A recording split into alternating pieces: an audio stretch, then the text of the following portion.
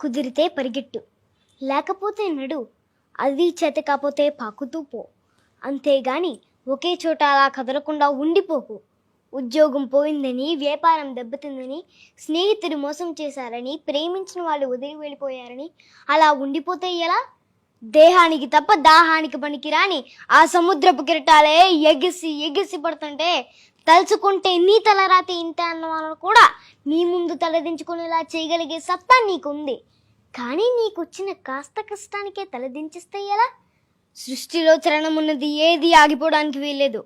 పారే నది, వీచే గాలి, ఊగే చెట్టు, ఉదయించే సూర్యుడు అనుకున్నది సాధించాలని నేను కసిగా ప్రవేశిస్తోందే, ఆ రక్తంతో సహా ఏది ఆగిపోవడానికి వీల్లేదు.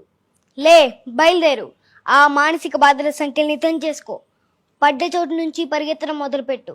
నువ్వు పడుకునే పరుపు నిన్ను ఛేదనించుకోకముందే బద్ధకాన్ని వదిలే. నీ అద్దం నిన్ను ప్రశ్నించకముందే సమాధానాన్ని వెతుక్కో. నీ నీడ నిన్ను వదిలేయకముందే వెలుగులోకి వచ్చాయి.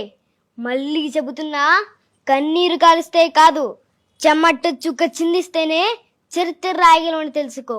ఇవి చదివితే పదాలు మాత్రమే, ఆచరిస్తే అస్త్రాలు. ఓహో, అసలు ఏమన్నా మోటివేషన్ అమ్మా, సూపర్. మీ బిజినెస్ ఏదైనా మీ ఊర్లో ప్రమోషన్ చేయాలంటే అది సుమన్ టీవీతోనే సాధ్యం. ఇప్పుడే సంప్రదించండి.